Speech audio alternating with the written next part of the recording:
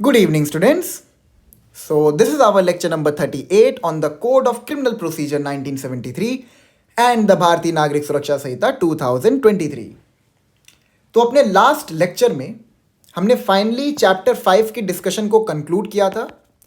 Chapter 5 आपका किस matter से डील करता है? अरेस्ट से डील करता है. ठीक है, हमने इसको अपने लास्ट लेक्चर में कंक्लूड किया था. It is from section 41 to section 60A. ठीक है, अरेस्ट के चैप्टर को पढ़ने का रीजनिंग क्या था, रैशनल क्या था इसके पीछे कि हम लोग पहले अरेस्ट के चैप्टर को कंक्लूड किए रादर देन सेक्शन 164 को कंप्लीट करने के बाद हम लोग डायरेक्ट 167 की तरफ मूव क्यों नहीं किए. इसका रैशनल ये था कि 167 को समझने के लिए आपको पहले चैप्टर 5 जो अरेस्ट का है उसको समझना बहुत इंपॉर्टेंट है, ताकि आपको 167 को समझने में ज़्यादा डिफिकल्टी ना आए और आप उसको रिलेट कर पाएं. ठीक है, अब इससे पहले हम लोग सेक्शन 167 को चालू करें ऑफ सीआरपीसी, पहले हमें एक बार chapter 12 which deals with investigation. ठीक है, उससे पहले हमें chapter 12 which deals with investigation उसकी कहानी को एक बार फिर से रिकैप करना पड़ेगा, ताकि 167 का इंपॉर्टेंस क्या है, हम 167 की तरफ मूव क्यों कर रहे हैं, ये आपको समझ में आए. अब आपको ये चीज याद होगा कि सेक्शन 154 के अंदर हम लोग एफआईआर रजिस्टर करते हैं फॉर ए कॉग्निजेबल ऑफेंस. ठीक है, एफआईआर क्या होती है? First information report. ठीक है, अच्छा, एक मैं सवाल आपसे पूछ रहा हूं, इसका आंसर आप लोग कमेंट सेक्शन में दे दीजिएगा. मैंने लास्ट लेक्चर में ये चीज आपको पढ़ाया है कि whether the registration of FIR is mandatory और नॉट. ठीक है, और अगर एफआईआर की रजिस्ट्रेशन मैंडेटरी होती है तो ये किस लैंडमार्क जजमेंट में कहा गया था कि the registration of FIR by a police officer is mandatory. ठीक है, तो आप लोग प्लीज इसका आंसर कमेंट सेक्शन में लिखिएगा. मैंने आपको अपने लास्ट लेक्चर में ये सब चीजें पढ़ाई हैं, तो मैं बस देख रहा हूं कि आप लोग रिवाइज कर रहे हैं कि नहीं. सो सेक्शन 154 के अंदर एफआईआर को रजिस्टर की जाती है for cognizable offences. Cognizable offences कहां पे डिफाइंड है? आपके सेक्शन 2C के अंदर. क्या कॉग्निजेबल ऑफेंसेस की इन्वेस्टिगेशन करने के लिए पुलिस ऑफिसर को मजिस्ट्रेट की प्रायर परमिशन चाहिए? नहीं. ठीक है, no prior permission for investigation is needed.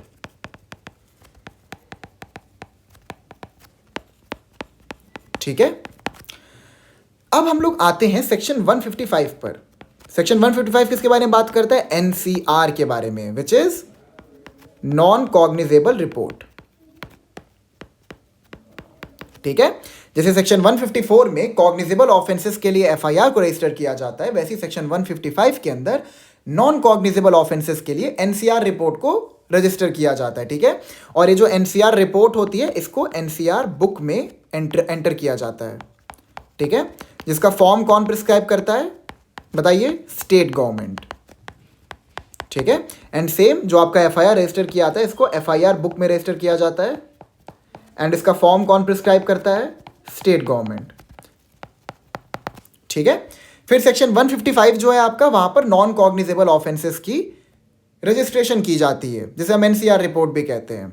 Non cognizable offence कहां पे डिफाइंड है? It is defined under section 2L of CrPC. Clear आपको यहां तक? ठीक है, अच्छा, साथ ही साथ इन्वेस्टिगेशन का कौन सेक्शन है? इन्वेस्टिगेशन को कौन से सेक्शन में डिफाइन किया गया है? It is under section 2H. बस मैं आपको ये सब चीजें बता रहा हूं ताकि आपको 167 को समझने में काफी आसानी हो. यहां तक आपको क्लियर है? ठीक है, 154 के अंदर एफआईआर, 155 के अंदर एनसीआर. अब थोड़ा सा और आगे बढ़ते हैं. ठीक है, मैं यहां पर एक हेडिंग डाल देता हूं, introduction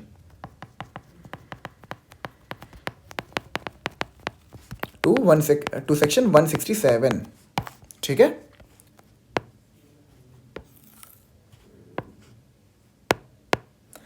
so suppose at this point of time एक ऑफेंस, बेसिकली एक कॉग्निजेबल ऑफेंस कमिट हुआ. किसी इंसान ने कॉग्निजेबल ऑफेंस कमिट किया. फिर वहां पर कोई विटनेस था या फिर विक्टिम था जिसके अगेंस्ट में कॉग्निजेबल ऑफेंस कमिट किया गया था. He went to the police station और वहां पर उसने FIR रजिस्टर करवाई।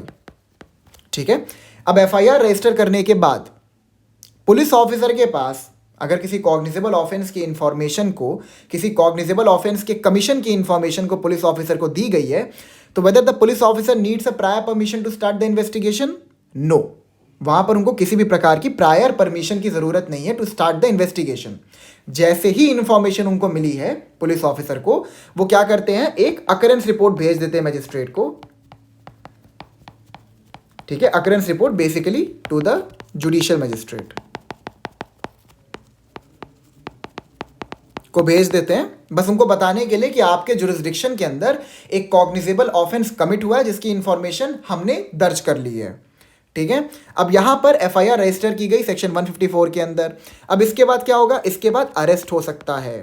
अगर आपको याद हो सेक्शन 2C की लैंग्वेज, तो वहां पर क्या लिखा हुआ था, कॉग्निजेबल ऑफेंस को कैसे डिफाइन किया गया था, ऐसे किया गया था ना, where the police officer needs no warrant to arrest a person. ठीक है, जहां पर पुलिस ऑफिसर को अरेस्ट करने के लिए वारंट की आवश्यकता नहीं है। And on the other hand section 2L जहां पर नॉन कॉग्निजेबल ऑफेंस को डिफाइन किया गया था, यहां पर क्या लिखा था, the police officer can not make an arrest without a warrant. ये एक बेसिक डिफरेंस दिया गया था under the definition of cognizable offence and non cognizable offence. ठीक है, अब जो आपका अरेस्ट है, it is made under chapter 5 of CRPC। ये किन किन के द्वारा किया जा सकता है, ये पुलिस ऑफिसर के द्वारा किया जा सकता है by virtue of section 41 and 42। ठीक है, उसके बाद किसी प्राइवेट पर्सन के द्वारा किया जा सकता है बाय वर्च्यू ऑफ सेक्शन 43, और by the magistrate by virtue of section 44। ठीक है, प्लीज इन सेक्शंस को पढ़ते रहिएगा, इनका रिवीजन करते रहिएगा ताकि आपको याद रहें। प्रीलिम्स के पर्सपेक्टिव से चैप्टर 5 बहुत इंपॉर्टेंट है, अक्सर सेक्शन से रिलेटेड क्वेश्चंस पूछ देते हैं, तो प्लीज इनको रिवाइज करते रहिएगा। ठीक है, तो suppose at this point of time FIR register हुआ सेक्शन 154 के अंदर, अरेस्ट किया गया। ठीक है, उसके सब्सिक्वेंटली उसके तुरंत बाद अरेस्ट किया गया। अब अरेस्ट करने के बाद क्या होता है, अरेस्ट करने के बाद क्या होता है, अच्छा इसके बाद की कहानी बताता हूँ। 154 की बाद की कहानी क्या होती है, पुलिस ऑफिसर की पावर ऑफ इन्वेस्टिगेशन वो कहां से डिराइव करते हैं for a cognizable offence, they derive it from section 156। ठीक है, अभी अरेस्ट पे हम लोग आगे जाएंगे, पहले ये FIR की कहानी को अच्छे से समझ लें। ठीक है, तो जो पावर होती है पुलिस ऑफिसर की to conduct the investigation for a cognizable offence, they derive it from section 156। Then comes the procedure for investigation. ठीक है, अब आपको इन्वेस्टिगेशन कैसे करना है, उसकी क्या प्रोसीजर है, that has been provided under section 157। इसको मैंने आपको बहुत अच्छे से समझाया हुआ है।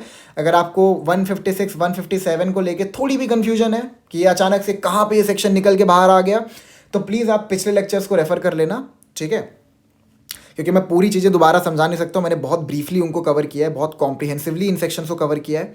ठीक है, अब यहाँ पर प्रोसीजर फॉर इन्वेस्टिगेशन भी हो गया। अब प्रोसीजर फॉर इन्वेस्टिगेशन करने के बाद आता है हमारा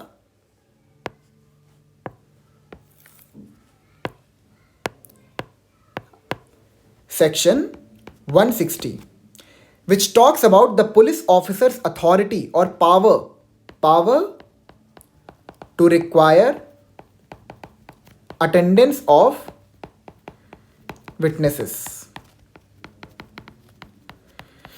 क्या कहते हैं सेक्शन 160? इट सेज कि अगर पुलिस ऑफिसर चैप्टर 12 के अंदर इन्वेस्टिगेशन कंडक्ट कर रहे हैं तो उनके पास ये पावर है। पावर क्या है उनके पास? आपको याद होगा मैंने जब 160 और 161 का डिस्कशन किया था तो वहां पर मैंने दो टर्म्स भी डिस्कस किए थे, which is appear and suppose. ठीक है, अब पुलिस ऑफिसर चैप्टर 12 के अंदर इन्वेस्टिगेशन कंडक्ट कर रहा है बिकॉज उसने एक कॉग्निजेबल ऑफेंस के कमीशन की इंफॉर्मेशन को रजिस्टर किया है। अब police officer while is conducting the investigation under chapter 12, it appears to the police officer that such person is acquainted with the facts and circumstances of the case, तो वो section 160 के अंदर उसके attendance को require कर सकते हैं, उसको समन कर सकते हैं, उसको पुलिस स्टेशन में बुला सकते हैं। ठीक है, अपीयर और सपोज में डिफरेंस क्या होता है अभी मैं आपको बताता हूं, दोबारा रिवीजन करवा रहा हूं आपका बेसिकली।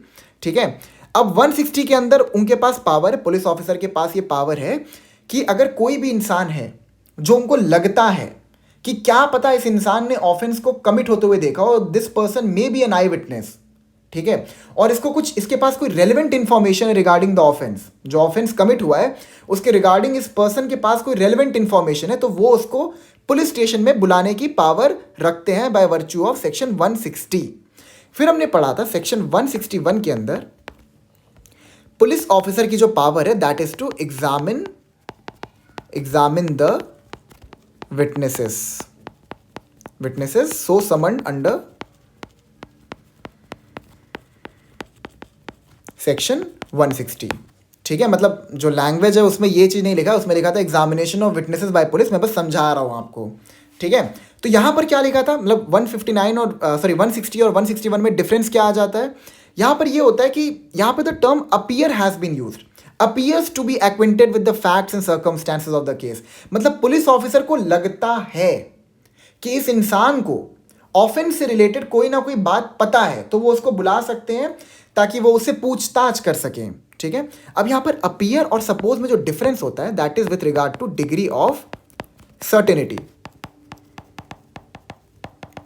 ठीक है, यहां पर जो डिग्री ऑफ सर्टेनिटी होती है ये लोअर होती है, और यहां पर आपकी डिग्री ऑफ सर्टेनिटी हायर होती है। इसका मतलब क्या है, इसका मतलब ये है कि सपोज ये एक एरिया था, ठीक है, यहां पर ए ने बी का मर्डर कमिट कर दिया। ठीक है, अब जिस एरिया में ए ने बी का मर्डर कमिट किया था उसके आसपास में कई सारे शॉप्स थे। ठीक है, कई सारे शॉप्स थे, सपोज 10 शॉप्स थे, 3, 1 second, give me a second, 3, 4, 5, 6, 7, suppose 7 shops थे। ठीक है, तो यहां पर क्या होता है कि जो आपके ये 7 शॉप्स होते हैं, अब पुलिस ऑफिसर को लगता है कि ए ने जो बी का मर्डर किया है, ठीक है, जिसकी इंफॉर्मेशन उन्होंने रजिस्टर की है in the police station. Suppose कोई बंदा था जिसने सुबह जब वो वॉक पे निकला तो उसने बी की लाश को पड़ा हुआ देखा रोड पे। अब वहाँ पर क्या हुआ, वो घबरा गया, वो तुरंत पुलिस ऑफिसर को कॉल किया, यहाँ पे एक लाश पड़ी हुई है। पुलिस ऑफिसर आए, उन्होंने रुक का कंडक्ट किया। देन आफ्टर दैट, मतलब जिस इंसान ने मतलब प्राइमा फेसाई पुलिस ऑफिसर को कॉल किया था उसको एक कहीं ना कहीं एक कंपीटेंट विटनेस मान के पुलिस स्टेशन ले गया और उससे एफआईआर को रजिस्टर करवाया। ऐसे समझ लीजिए, एक शॉर्ट में कहानी आपको बता रहा। ठीक है, तो सपोज ए ने बी का मर्डर किया था एक काफ़ी पॉपुलेटेड रीजन में, लेकिन रात के 2 बजे किया था। ठीक है, रात के 2 बजे मर्डर कमिट किया था। अब रात के 2 बजे कौन ही बाहर निकलता है। ठीक है, अब आप किसी populated, I am so sorry, किसी डेवलप्ड एरिया में रहते हैं तो वहाँ की बात अलग है। दिल्ली वगैरह में तो रात के 2 बजे भी आपको लोग बाहर घूमते फिरते मिल जाएंगे। तो what I am trying to say here is, मतलब किसी एक ऐसे एरिया में किया था जहाँ पे रात के 2 बजे लोग जगने के बजाय सोते हैं। ठीक है, तो यहाँ पर क्या था, कई सारे शॉप्स थे जहाँ पे मर्डर कमिट हुआ था, उसके आसपास में कई सारे शॉप्स थे। अब पुलिस ऑफिसर को क्या लगता है व्हाइल इज कंडक्टिंग इन्वेस्टिगेशन कि मतलब हो सकता है इनमें से किसी शॉप ओनर ने मर्डर कमिट होते हुए देखा हो, क्या पता वो अपने शॉप पे सो गए हो रात में एंड उन्होंने कोई झलक देखी हो या फिर मर्डर कमिट होते हुए देखा हो, कुछ भी हो सकता है। तो यहाँ पर पुलिस ऑफिसर को जो लग रहा है कि हो सकता है किसी इंसान ने मर्डर कमिट होते हुए देखा हो, तो वो क्या कर सकते हैं, इन सारे के सारे शॉप ओनर्स की अटेंडेंस को रिक्वायर कर सकते हैं। ठीक है, and that is by virtue of section 160। ठीक है, इनकी अटेंडेंस को रिक्वायर कर सकते हैं। अब इनको बुलाने के बाद पुलिस ऑफिसर क्या करेंगे, इनका एग्जामिनेशन करेंगे। एग्जामिनेशन का यहाँ पे क्या मतलब है, इनसे पूछताछ करेंगे। ठीक है, अब पूछताछ करने के बाद पुलिस ऑफिसर को क्या पता चलता है कि मैंने टोटल 7 लोगों को बुलाया था। ठीक है, पुलिस ऑफिसर ने 7 लोगों को बाय वर्च्यू ऑफ सेक्शन 160 बुलाया था पूछताछ करने के लिए। बट होता क्या है कि 7 लोगों से पूछताछ करने के बाद पुलिस ऑफिसर को पता चलता है कि इनमें से खाली 2 ऐसे लोग हैं, जिनको मतलब ऑफेंस के रिगार्डिंग कुछ इंफॉर्मेशन पता है। ठीक है, तो यहां पर by virtue of section 161 police officer के पास डिस्क्रिशन है। डिस्क्रिशन इसीलिए दिया गया है क्योंकि उनका एग्जामिनेशन करने के बाद police officer then may come to the conclusion that this person is supposed to be acquainted with the facts and circumstances of the case। उनके एग्जामिनेशन करने के बाद, उनके बयानों को लेने के बाद पुलिस ऑफिसर उसके बाद इस कंक्लूजन पे पहुंच सकते हैं कि इस इंसान को कोई बात पता है ऑफेंस से रिलेटेड, तो हम इसके स्टेटमेंट्स को रिकॉर्ड कर ले रहे हैं। ठीक है,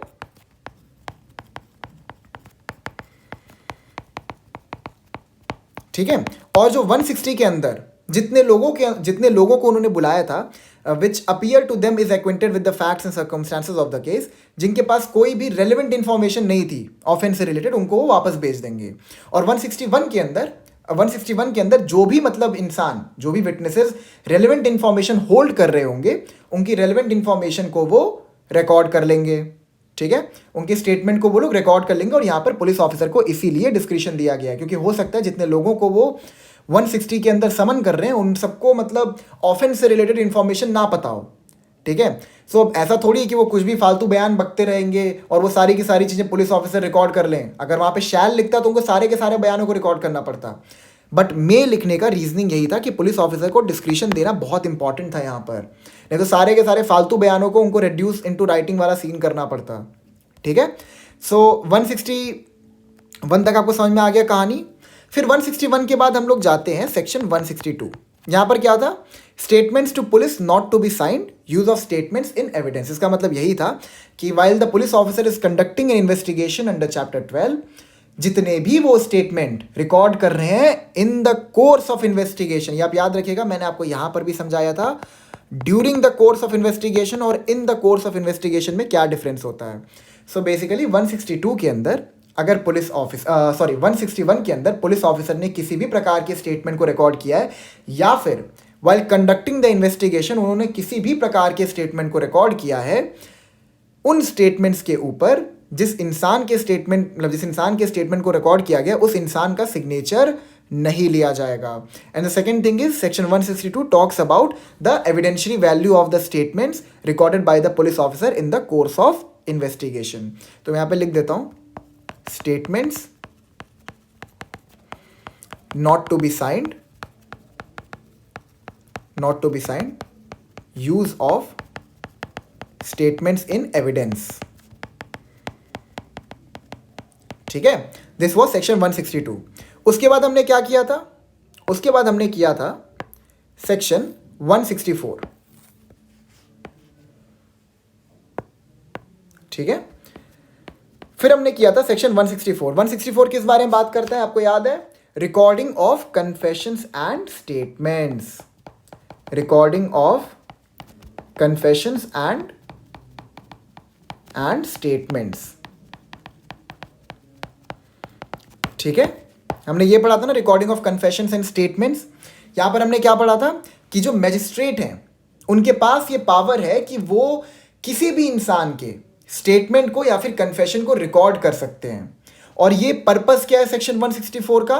कि उन स्टेटमेंट्स और कन्फेशन की कुछ एविडेंशियरी वैल्यू हो। एंड अगेन जो कन्फेशंस और स्टेटमेंट्स को रिकॉर्ड किया जाता है by the magistrate under section 164, it holds only a corroborative value. मतलब कि ये कोरॉबरेटिव एविडेंस होते हैं, सपोर्ट करते हैं बाकी एविडेंसेस को। बेस्ड ऑन दिस कन्फेशन और statement which has been recorded under section 164, the accused can not be convicted. ये आपको याद होगा 164 की डिस्कशन में बहुत हम लोग डिटेल में गए थे 164 की डिस्कशन में। And now comes section 167। ठीक है, कहानी की तरह हम लोग समझ रहे हैं। अब आता है सेक्शन 167। अब सेक्शन 167 किस चीज की बात करता है ये समझना आपके लिए इंपॉर्टेंट है। ठीक है, तो एक काम करते हैं, पहले हम लोग ना कुछ रेलिवेंट सेक्शंस को एक बार फिर से रिवाइज कर लेते हैं चैप्टर 5 के। पहले तो हम लोग पढ़ेंगे सेक्शन 56। मुझे पता है हमने लास्ट लेक्चर में इसको पढ़ा था, बट इसको एक बार दोबारा पढ़ने की आवश्यकता है ताकि आपको अगेन 167 समझने में बिल्कुल भी डिफिकल्टी ना आए। ठीक है, so section 56, persons arrested to be taken before magistrate or officer in charge of police station. आपको याद है कि अरेस्ट हाउ मेड का सेक्शन कौन था? सेक्शन 46 था आपका। ठीक है, यहां पर क्या बताता है? यहां पे बताता है कि अरेस्ट कैसे किया जाएगा। अगर ओरल इंटिमिडेशन पे जो एक्यूज्ड है वो चुपचाप पुलिस की कस्टडी में आ जाता है, सो देन इट्स फाइन, तब तो यहाँ पे कोई दिक्कत ही नहीं है। बट अगर ओरल इंटिमिडेशन पे वो बंदा कस्टडी में नहीं आता है तो पुलिस ऑफिसर के पास ये पावर है कि they can actually touch the body of the accused and confine him. आपको याद है ना, ये मैंने पढ़ाया था आपको सेक्शन 46 के अंदर। सो सेक्शन 56 क्या कहता है? It says person arrested to be taken before magistrate or officer in charge of a police station. A police officer making an arrest without warrant shall, without unnecessary delay and subject to the provisions herein contained as to bail, take or send the person arrested before a magistrate having jurisdiction in the case or before the officer in charge of a police station. So आपका section 156 क्या कहता है? It says कि अगर किसी इंसान को arrest किया गया है, that too without warrant, it is mandatory upon the police officer who have arrested the person without warrant to take without unnecessary delay and subject to the provisions herein contained as to bail. इसका मतलब यहाँ पर ये है कि suppose the person who have been arrested by the police officer has been arrested for a bailable offence. ठीक है, तो पुलिस ऑफिसर की ड्यूटी बनती है कि वो उस इंसान को बताए कि तुम एक बेलेबल ऑफेंस के लिए अरेस्ट किए गए हो, तो अगर तुम सिक्योरिटी को डिपॉजिट कर देते हो तो हम तुमको छोड़ देंगे, तुम्हारी लिबर्टी को तुमको दे देंगे. तो यहाँ पर ये क्या कहता है? Police officer making an arrest without warrant, बिना वारंट के अगर कोई पुलिस ऑफिसर अरेस्ट करता है तो इट इज़ मैंडेटरी कि बिना किसी अनरीजनेबल डीले के, और साथ ही साथ बेल का जो चैप्टर है, बेल का चैप्टर कौन सा है सीआरपीसी के अंदर? आई एम सो सॉरी, यहाँ पे लिख देता हूँ, इट इज़ चैप्टर 33. ठीक है, अब मैंने इसको ऐसे लिख दिया, आप इसको कैसे लिखेंगे? आप इसको ऐसे लिखेंगे. ठीक है, हमेशा रोमन नंबर्स में लिखिएगा, मैं फिर से बता रहा आपको. ठीक है, हाँ, without unnecessary delay and subject to the provisions herein contained as to bail, take or send the person arrested before a magistrate having jurisdiction in the case or before the officer in charge of a police station. तो अभी हम लोग officer in charge of police station की तरफ नहीं जाते, 56 की तरफ. यहाँ पर ये क्या बोल रहे हैं? यहाँ पर ये बोल रहा है कि अगर किसी पुलिस ऑफिसर ने बिना वारंट के किसी पर्सन को अरेस्ट किया है तो उसकी फोरमोस्ट ड्यूटी क्या बनती है कि विदाउट अननेसेसरी डिले जो अरेस्टी है उसको जुरिसडिक्शनल मैजिस्ट्रेट के पास वो लेके जाए. ठीक है, वो उसको जुरिसडिक्शनल मैजिस्ट्रेट के पास लेके जाए. फिर आते हैं सेक्शन 57 पे. It says person arrested not to be detained more than 24 hours. No police officer shall detain in custody a person arrested without warrant for a longer period then under all the circumstances of the case is reasonable, and such period shall not, in the absence of a special order of a magistrate under section 167, exceed 24 hours exclusive of the time necessary for the journey from the place of arrest to the magistrate's court. हमने ये पढ़ा था last lecture में कि article 22 clause 2 के अंदर arrested के पास ये फंडामेंटल राइट अवेलेबल है कि within 24 hours of his arrest उसको मैजिस्ट्रेट के पास पुलिस ऑफिसर को या फिर by any other person who has arrested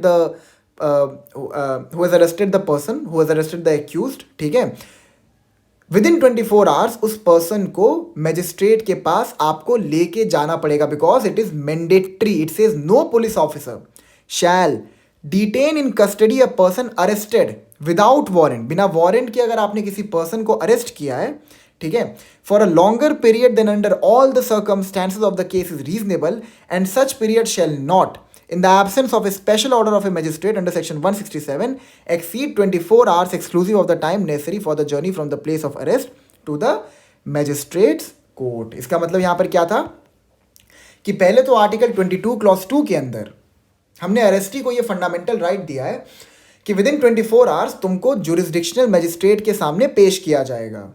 ठीक है, एंड जो आपका सेक्शन 57 है ये कहता है कि इन अंडर नो सर्कमस्टेंस, मतलब किसी भी सिचुएशन में, रीजनेबल अनरीजनेबल हमें कोई फर्क ही नहीं पड़ता इस चीज से. यहां पे लिखा है, स्ट्रिक्टली लिखा है, इन अंडर नो सर्कमस्टेंस जो अरेस्टी है उसको 24 घंटे से ज्यादा डिटेन करके पुलिस ऑफिसर पुलिस स्टेशन में नहीं रखेंगे, पुलिस कस्टडी में नहीं रखेंगे until they have received an until they have received an order from the magistrate that the person can be further detained in police custody. The person can be detained further in the police custody. मैं समझाता हूं इसका मतलब क्या है. देखिए, पहले तो 56 के अंदर पुलिस ऑफिसर के ऊपर एक ड्यूटी डाली गई है कि आपने अगर किसी पर्सन को अरेस्ट किया है तो अरेस्ट करने के बाद विदाउट एनी अननेसेसरी डिले आपको उस अरेस्टी को मजिस्ट्रेट के सामने पेश करना पड़ेगा। अब 57 क्या कहता है? 56 भी मैंडेटरी है, 57 भी मैंडेटरी है। 57 क्या कहता है कि इन अंडर नो सर्कमस्टेंस, किसी भी सर्कमस्टेंस में, वेदर इट्स रीजनेबल और अनरीजनेबल, जो अरेस्टी है उसको आपको प्रोड्यूस करना पड़ेगा before the magistrate within 24 hours. ठीक है, 24 घंटे के अंदर आपको उसके मजिस्ट्रेट के सामने प्रेजेंट करना पड़ेगा, exclusive of the time necessary for the journey from the place of arrest to the magistrate's court. ठीक है, ये मैंने लास्ट लेक्चर में डिस्कस किया था ना कि मतलब कौन कौन से टाइम को हम लोग एक्सक्लूड करेंगे। ठीक है, तो जो आपका 24 घंटे वाला जो ये सीन है ना कि 24 घंटे में पेश करना है बिफोर द मजिस्ट्रेट, ये अरेस्टी का एक फंडामेंटल राइट भी है। It is his fundamental right, और in no circumstance, in no situation this right can be violated. अगर आपको याद हो तो हमने इसके रिगार्डिंग 2 केस लॉज भी डिस्कस किए थे। The first one was Manoj versus, give me a second जी, so the first case was Manoj versus state of Madhya Pradesh. ठीक है, it was 1999 supreme court, it was 1999 Supreme Court, and the second case was Uday Mohan Lal Acharya versus State of Maharashtra। ठीक है, मैं इसको लिख देता हूँ, versus State of MP, it was 1999 Supreme Court, and the other case was Uday Mohan Lal Acharya versus State of Maharashtra। ठीक है, हमने ये 2 केस लॉस डिस्कस किए थे ना, और इन दोनों केस लॉस का रेलेवेंस क्या था, हमने इनको डिस्कस क्यों किया था? बिकॉज ये जो दोनों केस लॉस थे इसमें सुप्रीम कोर्ट की ये ऑब्जर्वेशन थी कि अंडर नो सर्कमस्टेंस जो 24 घंटे का टाइम पीरियड है जो कि सैक्रोसैंक्ट है, उसको कर्टेल नहीं किया जा सकता, because it is the fundamental right of the arrestee to be produce before the magistrate within 24 hours of his arrest. ठीक है, हमने ये भी पढ़ा था, मतलब जो Manoj versus state of Madhya Pradesh case में सुप्रीम कोर्ट की ऑब्जर्वेशन थी कि अगर जो अरेस्टी है वो हॉस्पिटल में एडमिट है, ठीक है, मतलब हो सकता है कि एक्यूज जो था वो मर्डर कमिट करने गया था बी का, ठीक है, उसने बी का मर्डर कर दिया, लेकिन जब उनके बीच में थोड़े झगड़े उगड़े हुए थे, जब ए ट्राई कर रहा था बी का मर्डर कमिट करने में, तो उसमें बी ने उसके पैर पे गोली मार दी। ठीक है, तो अब ए जो था उसको पुलिस ऑफिसर पहले हॉस्पिटल लेके गए कि हॉस्पिटल में बंदा मतलब बच जाए, मरे ना, ताकि उसका ट्रायल हो सके, फिर उसको प्रॉपरली कन्विक्ट करके उसको कस्टडी में रखा जा सके, इन द प्रिजन में उसको रखा जा सके। ठीक है, तो हमने ये पढ़ा था कि अगर वो बंदा हॉस्पिटल में भर्ती भी है तो आप उसको 24 घंटे के अंदर मजिस्ट्रेट को उसके सामने आना पड़ेगा और उसकी डिटेंशन को फर्दर इंक्रीज करना पड़ेगा। और जब तक मजिस्ट्रेट ये काम नहीं करेंगे तब तक अगर ये मजिस्ट्रेट ये काम नहीं करते हैं तो आफ्टर 24 आवर्स जो उसका अरेस्ट है it will be declare to be illegal. ठीक है, और हमने एक चीज पढ़ा था कि आर्टिकल 142 के अंदर, ठीक है, सिर्फ सुप्रीम कोर्ट के पास ये पावर है कि they can declare an illegal arrest to be legal. ठीक है, ये सब हमने लास्ट लेक्चर में डिस्कस किया था, and that too in exceptional circumstance. ऐसा नहीं है कि जो सुप्रीम कोर्ट है वो उसको मतलब जब भी उनके सामने कोई लीगल अरेस्ट का केस आता है उसको लीगल डिक्लेयर करते हैं, ऐसा नहीं है 142 के अंदर। ये खाली एक्सेप्शनल सिचुएशंस में ही सुप्रीम कोर्ट के पास ऐसी पावर है कि वो किसी इलीगल अरेस्ट को लीगल डिक्लेयर कर सकते हैं। अब ये आपका एक्सेप्शनल सिचुएशन क्या हो सकता है? सपोज बंदे को अरेस्ट किया गया, अरेस्ट करने के बाद कोई आपदा आ गई, बाढ़ आ गया, भूकंप आ गया, कुछ भी ऐसा हो गया कि आसपास के किसी मजिस्ट्रेट को अप्रोच कर पाना ह्यूमनली पॉसिबल ही नहीं है।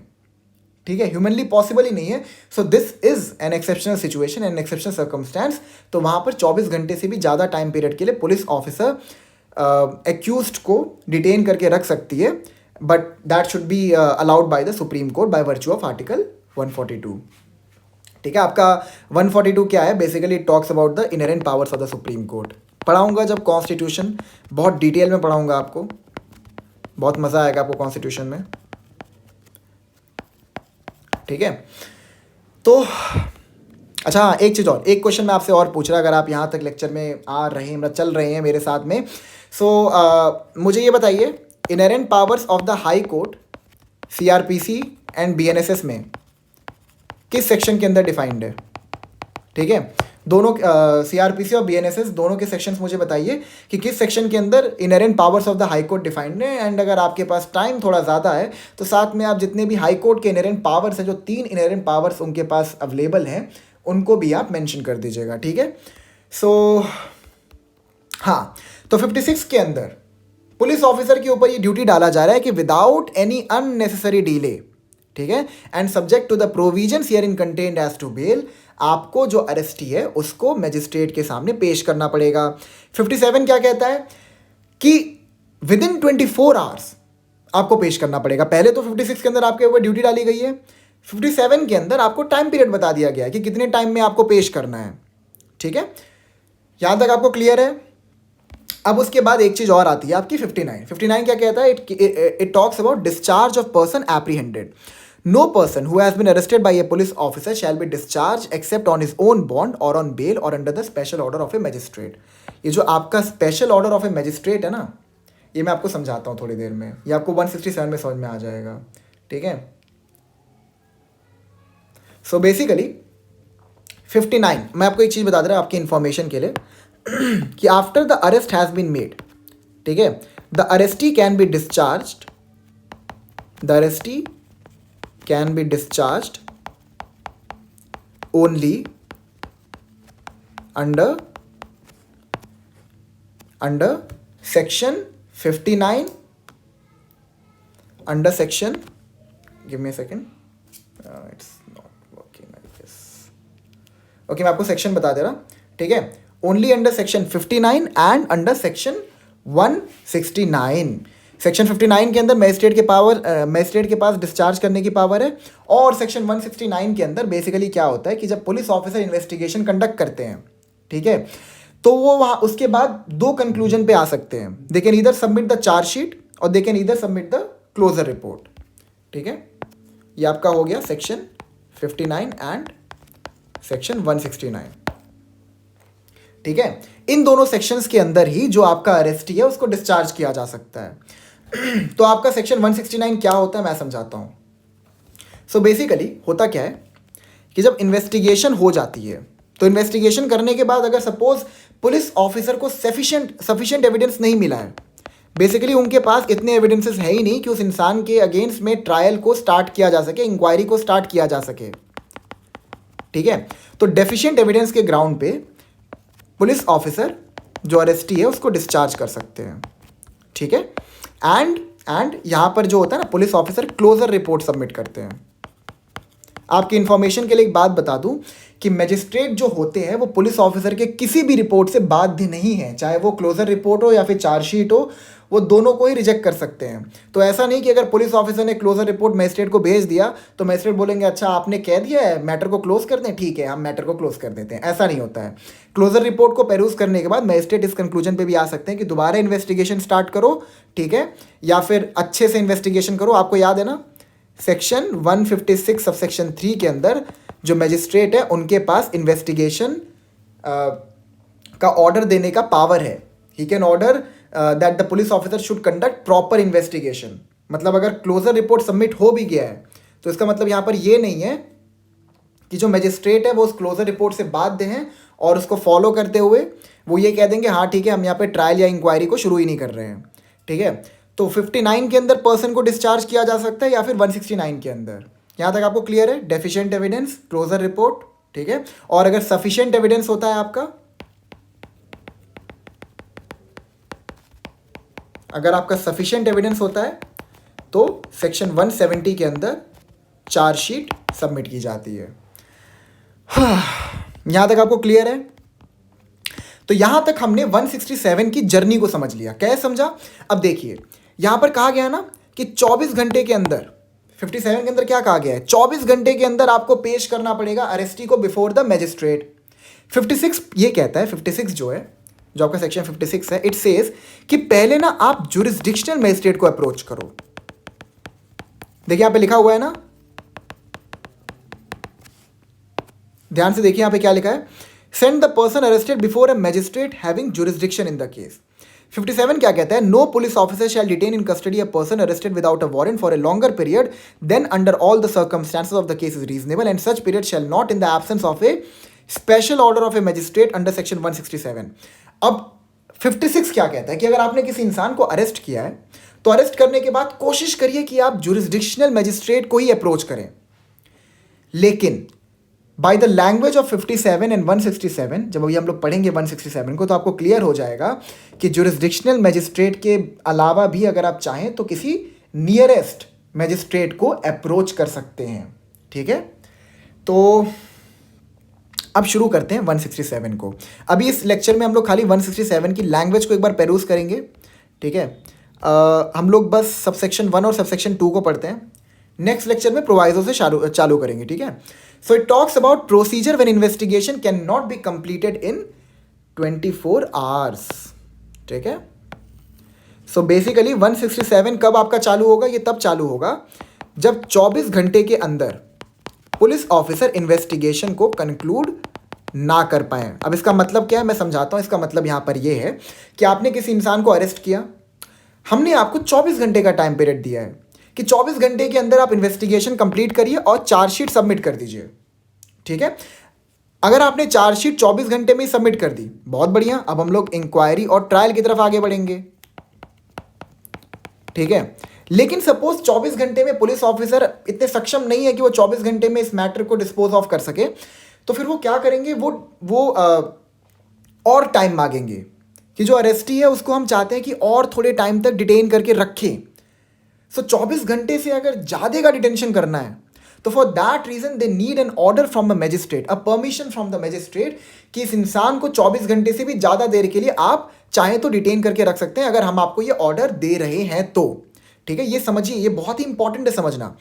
ठीक है, लोगों को अक्सर लगता है ये चीज़ कि मतलब इसको बहुत ही वो लोग लेमैन की तरह से पढ़ते हैं। लेमैन की तरह से कैसे पढ़ते हैं कि हाँ भाई अरेस्ट हुआ है, अब 24 घंटे में उस इंसान को पेश करो। नहीं, 24 घंटे में आपको पेश सिर्फ तभी करना है जब इन्वेस्टिगेशन आप 24 घंटे में कंप्लीट ना कर पाओ। अब आपने अगर 24 घंटे में इन्वेस्टिगेशन कंप्लीट कर लिया, चार्जशीट सबमिट कर दी, तो फिर तो ट्रायल और इंक्वायरी चालू हो जाएगा।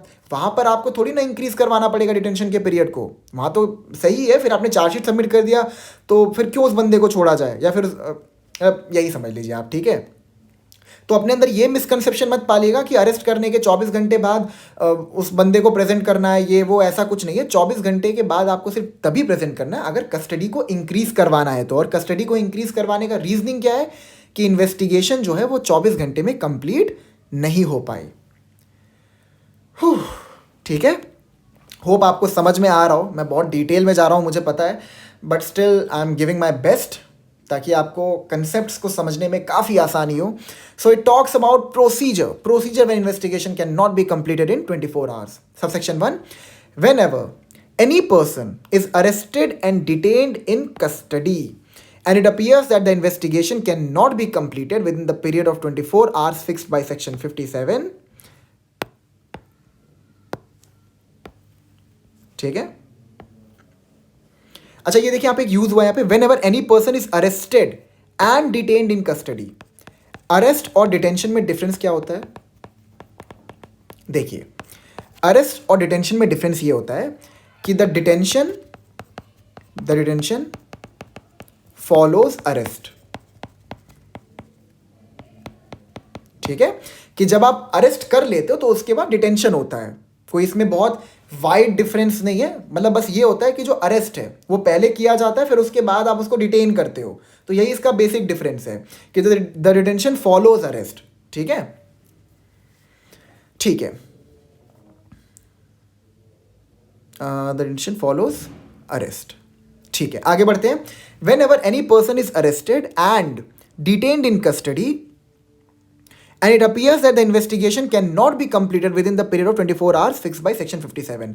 it says, यहाँ तक ये कह रहा है कि पहले तो हम सेक्शन 57 में जो 24 घंटे का इन्वेस्टिगेशन करने का आपको टाइम दिया गया है वो देखते हैं कि आप 24 घंटे में इन्वेस्टिगेशन कंप्लीट कर पा रहे हैं कि नहीं कर पा रहे हैं। अब अगर आप 24 घंटे में इन्वेस्टिगेशन नहीं कंप्लीट कर पाए हैं then you will come under section 167 and it is to be noted that once section 167 is invoked, then article 22 clause 2 and section 57 will have no application। ठीक है, इसका मतलब क्या है, देखिए जो आपका आर्टिकल 22 क्लॉज 2 है और जो आपका सेक्शन 57, ये दोनों एक ही बात करते हैं। ये कहते हैं कि 24 घंटे के अंदर जो अरेस्टी है उसको मजिस्ट्रेट के सामने प्रोड्यूस किया जाए। ठीक है, अब जब आपने अरेस्टी को मजिस्ट्रेट के सामने प्रोड्यूस कर दिया है तो फिर वहाँ पे सेक्शन 57 और आर्टिकल 22 क्लॉज 2 का रेलेवेंस क्या है, जो भी मतलब इसमें प्रोसीजर स्टैब्लिश्ड है उससे आपने कंप्लाई कर दिया ना, तो अब तो इसका कोई रेलेवेंस है ही नहीं, इनका तो खेल खत्म फिर यहाँ पे। अब आपका 167 जो है वो पिक्चर में आ जाएगा। ठीक है, so it says whenever any person is arrested and detained in custody and it appears that the investigation cannot be completed within the period of 24 hours fixed by section 57 and there are grounds for believing that the accusation or information is well founded, there are grounds for believing that the accusation or information is well founded, the officer in charge of the police station or the police officer making the investigation, if he is not below the rank of sub inspector, shall, देखिए शैल mandatory, फोर्थविथ जितना जल्दी हो सके, transmit to the nearest judicial magistrate a copy of the entries in the diary hereinafter prescribed relating to the case and shall at the same time forward the accused to such magistrate. अभी हम लोग एक काम करते हैं ना, सिर्फ subsection 1 तक ही पढ़ते हैं, सबसेक्शन 2 से नेक्स्ट लेक्चर में शुरू करेंगे। ठीक है, इसकी पूरी लैंग्वेज को अच्छे से पढ़ेंगे, सबसेक्शन 2 से काफ़ी बड़ा सेक्शन है ना, इसलिए, क्योंकि अगर मैं अगर सबसेक्शन 2 में भी घुसा तो ये बहुत बड़ा हो जाएगा लेक्चर। ठीक है, okay, so it says when ever any person is arrested and detained in custody, जब भी किसी इंसान को अरेस्ट करके कस्टडी में डिटेन किया गया है। ठीक है, अच्छा एक चीज़ मैं आपको और बता दे रहा थोड़ा आगे बढ़ने से पहले, ये आप याद रखिएगा कि सेक्शन 57 के अंदर जो टाइम पीरियड आपका दिया हुआ है कि 24 घंटे के लिए डिटेन कर सकते हैं, it is the maximum time period. ठीक है, इसका मतलब ये है कि आप मैक्सिमम 24 घंटे के लिए अरेस्टी को पुलिस कस्टडी में डिटेन करके रख सकते हैं। अब सपोज आपने इन्वेस्टिगेशन जो है उसको 6 घंटे में ही कंक्लूड कर ली, जो इन्वेस्टिगेशन थी वो 6 घंटे में ही कंक्लूड हो गई। कैसे हो गई? सपोज एक बंदा है, उसने किसी का मर्डर किया, आई नो मैं सीधा मर्डर पे ही जाता हूँ, कोई छोटा ऑफेंस लेते हैं। सपोज कोई बंदा है, उसने कोई ग्रीवियस हर्ट कमिट किया, ठीक है। अब उसके बाद वो पुलिस स्टेशन में गया, सॉरी अब उसको पकड़ा गया पुलिस ऑफिसर के द्वारा, और वो बंदा बोल दिया हाँ ठीक है मैंने ही किया था ये ऑफेंस, कन्फेस करता अपने क्राइम को और कहता है मैंने जिस वेपन से ग्रीवियस हर्ट कॉज किया था वो वेपन मैंने एक पेड़ के नीचे छुपा के रखा है। पुलिस ऑफिसर उसके बयान के बेसिस पे उस पेड़ के पास गए और वहाँ से उन्होंने उस वेपन को रिकवर कर लिया। ठीक है, तो ऑब्वियस सी बात है अब इन्वेस्टिगेशन खत्म हो गया 6 घंटे के अंदर ही। तो अगर 6 घंटे के अंदर अगर इन्वेस्टिगेशन कंप्लीट हो गया है तो ये नहीं है कि बाकी 18 घंटे आप उसके साथ वीडियो गेम्स खेलेंगे या फिर डांडिया खेलेंगे। 6 घंटे जो है, जो आपका 24 आवर्स का टाइम पीरियड है ना, ये एक रीजनेबल टाइम है। ठीक है, कि आपको 24 घंटे का हमने मैक्सिमम टाइम दिया है, लेकिन अगर आपने 6 घंटे में भी इन्वेस्टिगेशन कंप्लीट कर दिया तो तुरंत 6 घंटे के बाद आपको मजिस्ट्रेट के पास अरेस्टी को लेके जाना पड़ेगा, क्योंकि अगर आप उससे ज़्यादा डिटेन कर रहे हैं उसको तो वहाँ पर जो उसकी पर्सनल लिबर्टी है जो कि सैक्रोसैंक्ट है उसको आप वॉयलेट कर रहे हैं। ठीक है, जो उसकी पर्सनल लिबर्टी है under article 21 of the Indian constitution, उसको आप वॉयलेट कर रहे हैं, जो हम अलाउ नहीं कर सकते। आपने 6 घंटे के अंदर इन्वेस्टिगेशन कंप्लीट किया ना, तो आप हमारे पास आइए, आप चार्जशीट सबमिट करिए। ठीक है, और हम बताएंगे कि वो इंसान जो है जिसको आपने अरेस्ट किया है, जिसके अगेंस्ट में एक्यूजेशंस लगे हैं, ठीक है, वो जो एक्यूजेशन है वो वेल फाउंडेड है कि नहीं, वो हम डिसाइड करेंगे। ठीक है, आप ज़्यादा टाइम तक उसको कस्टडी मत रखिए उस, ठीक है, मतलब आई गेस आप लोग समझ गए होंगे। बेसिकली मैं यही कहना चाहता हूँ कि अगर 6 घंटे में इन्वेस्टिगेशन कंप्लीट हो गया तो 6 घंटे में ही आपको एक्यूज्ड को मजिस्ट्रेट के सामने पेश करना पड़ेगा। ये नहीं कि आप 24 घंटे वेट करेंगे, अरे हमारे पास तो 24 घंटा है ही। ठीक है, जो बाकी 18 घंटे आप डांडिया खेले ना, उसके लिए मजिस्ट्रेट आपके साथ डांडिया खेलेंगे कि आपने 18 घंटे क्यों डांडिया खेला। ठीक है, सो ये भी ध्यान रखिएगा जब मैं आपको ये चीज़ पढ़ा रहा हूँ। It says when ever any person is arrested and detained in custody and it appears that the investigation can not be completed with in the period of 24 hours. मतलब क्या है कि पुलिस ऑफिसर ने 24 घंटे में इन्वेस्टिगेशन कंप्लीट करने की कोशिश की, अपीयर्स। ठीक है, मतलब यहाँ पर क्या है याद है ना आपको, अगेन सपोज और वो अपीयर वाला डिफरेंस जो मैंने आपको 160 और 161 के अंदर पढ़ाया था। अपीयर्स में क्या होता है, जो आपकी डिग्री ऑफ सर्टेनिटी होती है वो लोअर होती है और सपोज के अंदर degree of certainty is higher. मतलब अगर पुलिस ऑफिसर को थोड़ा बहुत भी लगता है इन्वेस्टिगेशन कंप्लीट, मतलब इन्वेस्टिगेशन करते हुए 24 घंटे बीतने के बाद, ठीक है, कि यहाँ पर जो इन्वेस्टिगेशन है ये 24 घंटे में कंप्लीट नहीं हो पाएगा, ठीक है, तो यहाँ पर क्या होगा, आगे पढ़ते हैं। And there are ground for believing that the accusation और इन्फॉर्मेशन इज वेल फाउंडेड। मतलब जो एक्यूजेशन अरेस्टी के अगेंस्ट में लगाया गया है, जिसको डिटेन करके रखा गया है, ठीक है, वो वेल फाउंडेड है, उस इंफॉर्मेशन की एक सब्सटेंशियल वैल्यू है, वो इंफॉर्मेशन रीजनेबल है। तो वहां पर क्या होगा, the officer in charge of the police station or the police officer making the investigation. अब देखो, आपको याद होगा, ये देखिए सेक्शन 59 देखिए एक बार, ठीक है, आई एम सो सॉरी, 57 देखिए, 56 सॉरी, ठीक है। A police officer making an arrest without warrant shall without unnecessary delay and subject to the provisions herein contained as to bail take or send the person arrested before a magistrate having jurisdiction in the case or before the officer in charge of the police station। मैंने कहा था इसको मैं बाद में discuss करूंगा। सो यहाँ पे देखिए, यहाँ पे क्या कहता है, यहाँ पे ये कहता है, मैं यहाँ से पढ़ रहा हूँ, and there are grounds for believing that the accusation or information is well founded, the officer in charge of the police station or the police officer making the investigation। अब सपोज सेक्शन 56 में क्या कहता है कि अगर आपने किसी person को अरेस्ट किया है विदाउट वारंट, तो आप या तो उसको मजिस्ट्रेट के पास लेके जाइए, ठीक है, विदाउट एनी अननेसेसरी डिले, या तो आप उसको officer in charge of the police station के पास लेके जाइए।